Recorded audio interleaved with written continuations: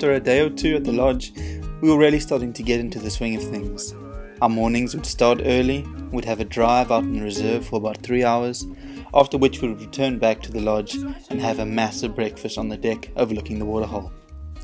After eating ourselves silly, afternoon activities would be very rustig. This would involve sleeping, reading a book, watching the waterhole, eating if you had space left over, and just generally not doing much at all. Unfortunately, with 2021 being the year that it has been, and with the semester well underway, I had to attend online university. While this is a bit of a disappointment to have to do work in the bush, I really couldn't think of a better lecture hall. And the flexibility of being able to work from wherever you are really was great. However, whenever I got the chance to take a break, be this due to load shedding or something at the waterhole, I'd jump at the opportunity.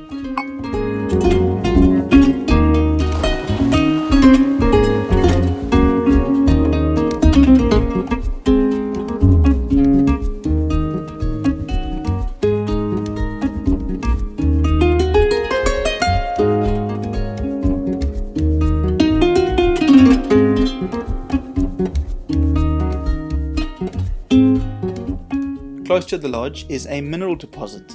And a mineral deposit is a place where herbivores will visit in order to practice geophagia. Geophagia is where herbivores will eat soil to gain minerals that they lack in their natural diet. Eating plants means that they're often deficient in certain minerals, and they'll eat the soil to gain them. It's a good place to check out because herbivores tend to congregate here in quite some numbers. Another place that's worth having a look at is the Madikwe Pan. It's a bit smaller than some of the other dams that generally attract most of the tourists. However, being quite quiet in terms of other visitors, you tend to have the place to yourself and you have some very interesting sightings. It's definitely the fullest that I've ever seen it. I've never seen the park this green or the dams this full, and so it was fantastic to see the ecosystem thriving. We didn't see very many predators on this trip. Normally we do. But with the bush so thick and the grass this tall, the odds weren't really in our favour. It was, however, just fantastic to be in the bush at this time of plenty.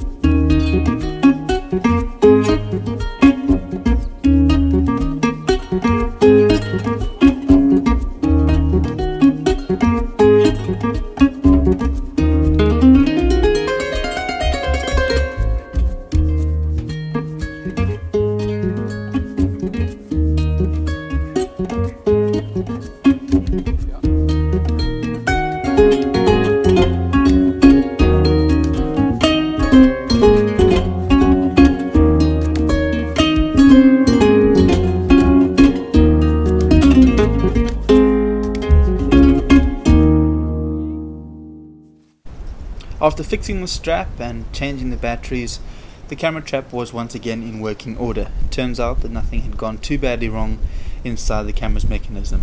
And so once again we had a unique perspective of some dramatic scenes taking place at the waterhole.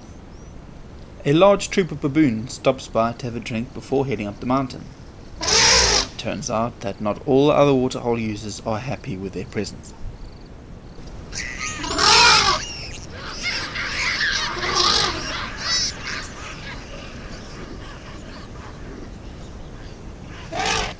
After managing to squeeze in a few sips in between being chased by the elephant and the wildebeest, the baboons head up the mountain and make way for the rest of the herd to move through.